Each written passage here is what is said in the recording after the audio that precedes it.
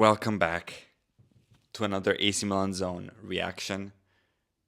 Flying solo today, which feels a little bit weird. I'm not used to doing this without my comrade Oscar, who is missing in action because, like any good, respectable Swedish man, he is watching ice hockey. For those of you not ice hockey tuned in, like I am not, Sweden is currently playing the US in the Olympics final for men's hockey. I'm checking the score now, and it looks like it's not going Aussie's way. They are at the break, and it's 1-0 to the US. I know all of you subscribers are pulling for Sweden for Oscar's sake, but this reminds me, if you're watching this live or afterwards, drop a like, subscribe. I'm currently still watching the highlights right now of the game. Just saw the terrible goal we conceded. The result is right here on the screen for you all, 1-1.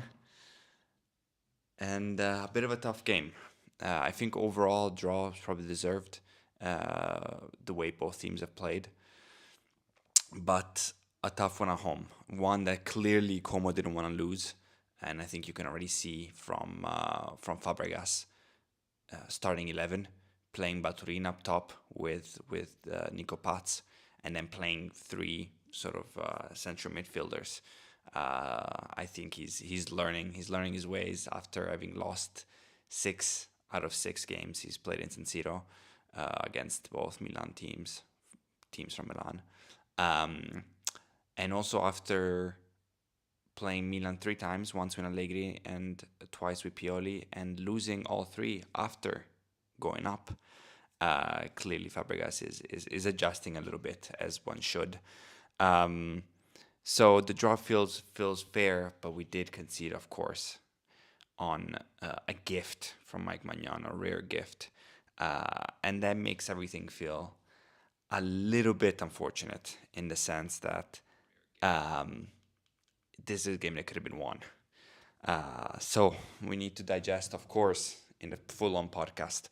Ozzy and I will break it down, and I will obviously go through the numbers and create a game breakdown. As I read into the chat, foremost, Anthony LaFleur, as always, appreciate you tuning in right after the game for us. We love having a chat with you.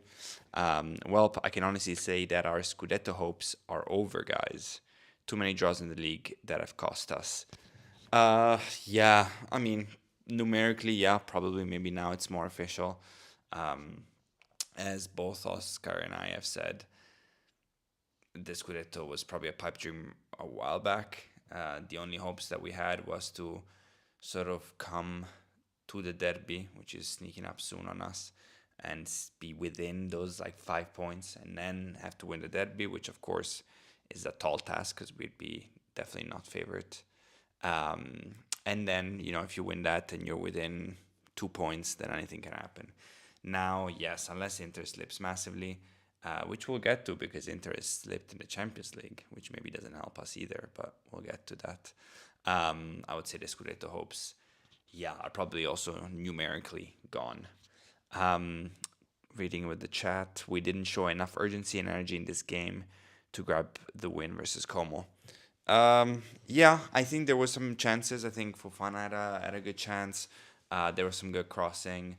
The second half, as it always is with us, I thought was quite good. Not too upset, not too mad at that. But in general, yes. The first step was definitely sort of a feel-out half for both teams.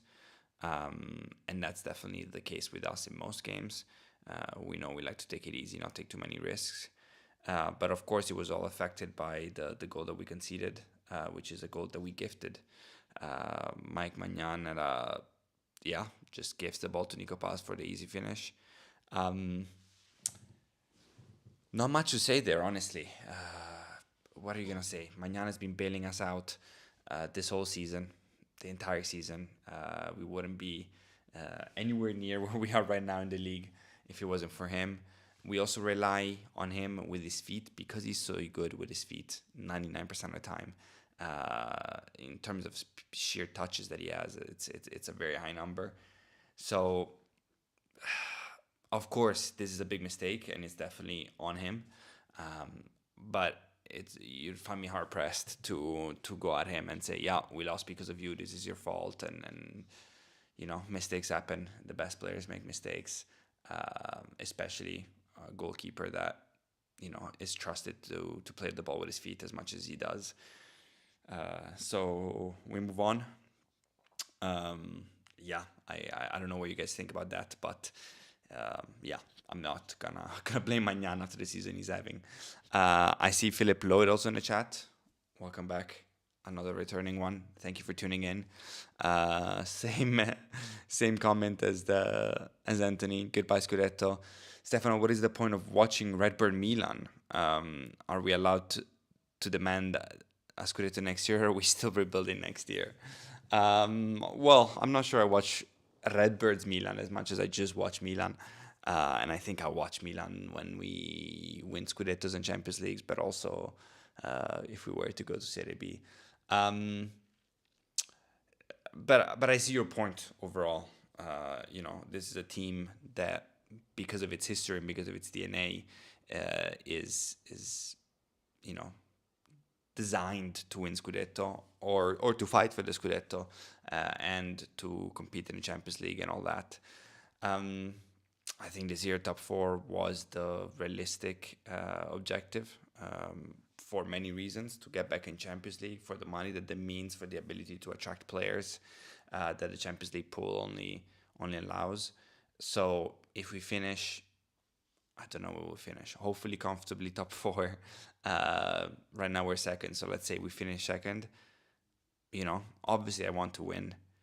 Obviously I don't want to come second to Inter, especially. But I'd say that's successful. That's a successful year. That being said, you're right. If we finish second, then you'd expect a smart and solid mercato that listens to Allegri, that brings him a number 9 that he deserves, that brings him some choice at center back, that brings him the ability to switch to a 4 at the back with the appropriate center backs and full backs. And then yes, the bar is set for the Scudetto, both in terms of Redbird and the management, and also in terms of Allegri. We play some games that are ugly, and this year, and I say, look, he's kind of coaching with one hand tied around his back because the lack of players. Now, if the Mercato is smart this summer, then the excuses run out for both Redbird, for Allegri, and for the players. So let's see. So far, Allegri has lost one game in Serie A, and that was his very first game.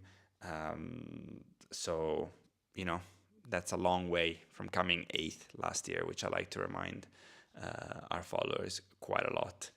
Colin Bouchard, also thank you for tuning in. I appreciate you. Hope you're enjoying the hockey.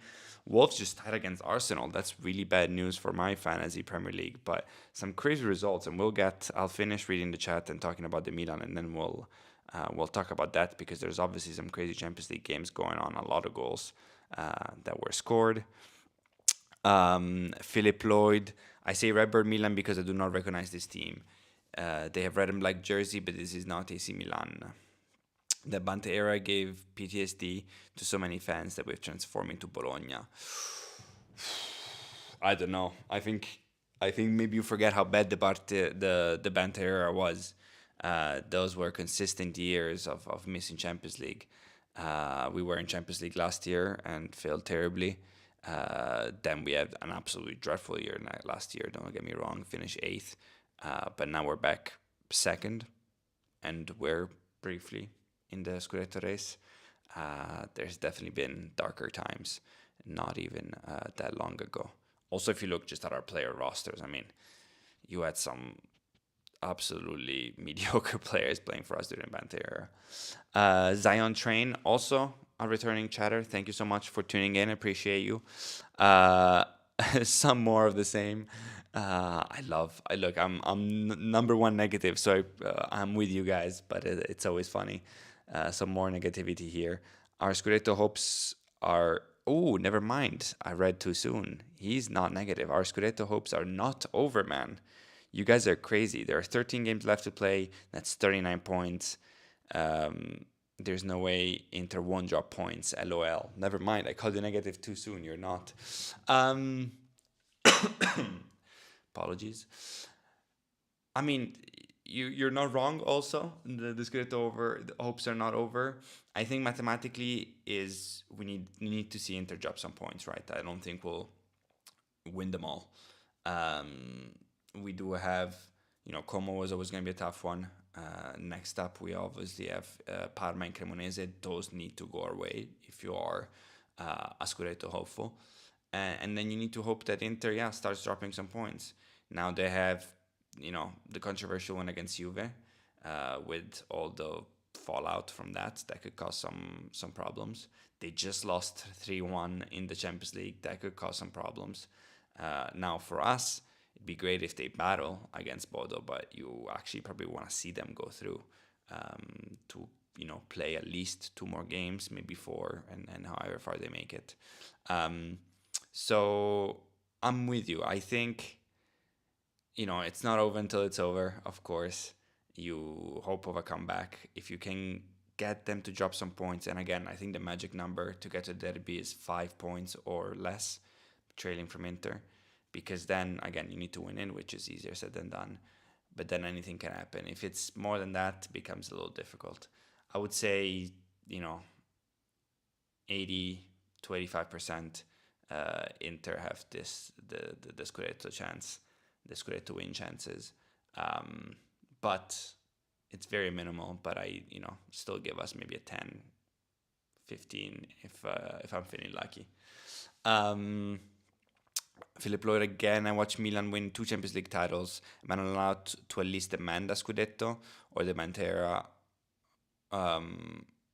basically erases our whole history. I mean, you saw Scudetto against Pioli, with Pioli. The truth is that beyond that, I'm not sure we ever really even deserved it. Juve dominated for a long time. Napoli had a great couple teams now with different coaches. Inter was great. As I said, this year I don't think, if you go back to August, I don't think anyone would have said, we should be winning a Scudetto. It's also a process, just like I'm saying, if we come second this year, next year the goal should absolutely be to win the Scudetto. After a year where you come eighth and you have no money and you can't attract players like a Kanji, who said he wanted to play Champions League football and went to Inter for that reason, then you can't all of a sudden make that jump. That being said, I think you're right. If this year is second, then next year should absolutely be first, because we should always try to progress. That's about it. Inter got their ass whooped by Bodo. They're winning the Scudetto and the Coppa Italia. We're going to win the top four title, Red Bull favorites. I mean, oops, dropped the mic there. I don't know. I need to watch the Inter game, which I will definitely watch the highlights, probably maybe even the whole game. I did see a Hauge goal, which is just Milan heritage. You love to see it. I mean, I don't know. I'd be careful what you wish for. Inter is such a fascinating position to be in. I think any Italian club would die for the season that they had last season, when you think about it, in terms of results. Great Serie A campaign, Champions League final, Coppa Italia, not final but semi-final, final of the Super Coppa. That's better than any other team did, and any other team would swap positions with them. But in the end, it's zero. You come up short in the Champions League final, you lose the title by 1 point, get knocked out in the derby, in the Coppa Italia semi-final, get knocked out in the Super Coppa final in the derby. No titles. And Inter also was a process. Inter's a well-oiled machine, which we are not, for many years, with now two different coaches. It takes time. It takes time. We had two coaches last year. We had players that were basically kicked out of the club. We had management that came and went, came eighth. You know, if we don't win the Scudetto this year, that's fine. Next year, let's re-aim and readjust. Um, Reading up the chat again, Anthony and Philip. Yes, Philip, you're allowed to demand the least a Scudetto win. No one in chat is telling you not to demand that. Oh, now the chat is getting a little bit spicy. Yes, Anthony, but there is an attitude most fans, especially younger fans, that make excuses for lack of success and that are okay with not winning. Um, Again, I don't know how many trophies Inter is stacking. They definitely won a couple Scudettos. Um, but again, last year it's a tricky position to be in. Great season for them on paper, and any Italian club would swap with them. But as someone in their history would say, that's zero titoli. So again, I'd be very careful. Um, since I'm alone, I think I'll wrap it up pretty soon. But I do want to go over some of the crazy. First of all, let's check in on the hockey, so I know if I can text Oscar or if not. Still 1-0 the US. We need Sweden to turn this around. Um, yeah, it's absolutely crazy that Inter lost in Bodo. This is also pretty bad for Italian football overall. We saw Atalanta fall short against Borussia Dortmund. Tough game, but still 2-0. We saw the incredible Juve collapse in Turkey. And it's one thing to lose and then try to go play the second leg, but 5-2 leaves very, very little room for discussion. So we'll have to see. And obviously now Inter also collapses. Rough look for Italian football. And this also hurts, you know, hopefully we don't have to use this, but if you are a Juve fan or a Roma fan especially, you're looking at this and you're saying, that fifth spot could have been ours. And after this, it doesn't look like it. Arsenal also drew 2-2, which is crazy against Wolves. Newcastle, another former Milan player scored tonight, and that's Malik Chow. Newcastle put 6 plus Karabag away from home. Anthony Gordon scores 4.5. That's the first, I think, player since Milan legend Luis Adriano. Although for Shakhtar. Club Brugge and Atletico Madrid duke it out for a 3-3. Another some Milan connections here. Tresoldi scores. I wonder if he did the Rafa Leao celebration. We know he's a Milanista. And Serie A legend Lukman continues to score. I think that's 5 goal contributions in 4 games for Lukman. Impressive. And then Bayer Leverkusen beats Olympiacos. Not much to say about that. I think we leave it at that. Me and Oscar will break down the whole game. I do have to say, funny, all the negativity from a classic Milan fan that just wanted to win. Forgot to talk about the goal. Very good to see Rafa score again. They keep talking about how he's better.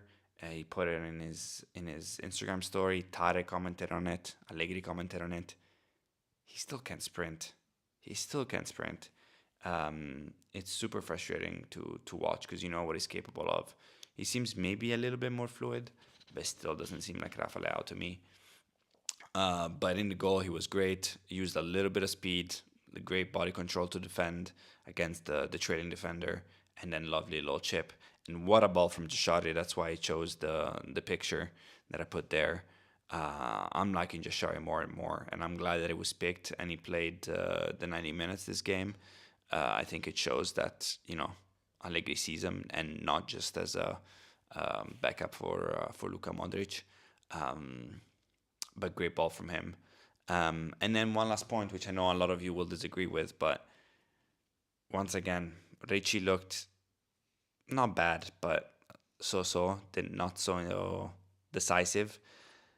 And Fofana, look, I understand his feet might not be so delicate as the ones from Luka Modric, but the impact that he has on the game is much more decisive, much more strong, and a much bigger, imprint on the game. And perhaps he could have gone the winner. Honestly, we decided it was close. He had a good ball wide to Fulkrug that turned into a half chance as well. Yeah, Again, a lot of you will say that it's not. Uh, he's not your favorite player, I understand, but highly underrated for me, Milan player. Um, Before I go, let me catch up with the chat. Anthony, good Delau got his goal, but for sure, I agree with Stephanie still on 100%. Yes, I think that's pretty clear. Um, it's sad. At this point, I don't know if this is him looking better. I don't know if we'll see it before the World Cup. And hopefully, yeah, hopefully over the summer at least he's ready to come back, because now it's been a full season of Leao either not playing or playing, you know, in first or second gear max. And if you're a Milan fan, you know the damage that he could do when healthy. So let's hope we get to see it at some point this season. Zion also says Jashari is such a good talent band. What about that pass, guys? Crazy vision. Agreed. The pass was crazy, but I think all game long, I thought it was great. I like when we play with him with Modric, because Modric, especially in those first half, which is a reason why we struggled in the first half. You know, he's gonna have a man glued to him. He's gonna have two defenders glued to him and play out of the game. So when you introduce a second pivot there, it allows you to have your opponent pick their poison and choose who you leave free. And then especially when you have an opponent like Como, which today played very defensively for their standard, but you saw in the second half they started seeing some space and throw some men forward and start being a bit longer, and that's where the genius of Luka Modric, that Jashari also has, shines. You know, Jashari gets the ball, sees Leao forward, zero hesitation, pulls the trigger, passes on the money, and then Rafa has to do the rest. For the rest of the season, yeah, I mean, I hope we see more. I think it's only really gonna work if Rafa can be Rafa, and of course, if also Pulisic can be Pulisic. He gets thrown in for 10 minutes.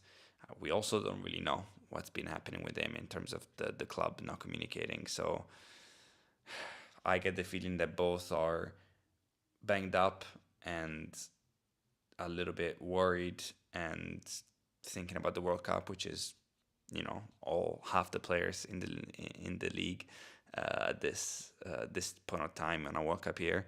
But nevertheless frustrating, because you need both, but definitely at least one to be healthy and be playing. I think that's that. We'll leave it at that. Nice little 30 minutes of solo reaction. One last check at the ice hockey scores for Oscar. Ooh, still 1-0 US. I'll stop checking, stop bringing bad luck. Thank you to all of you watching.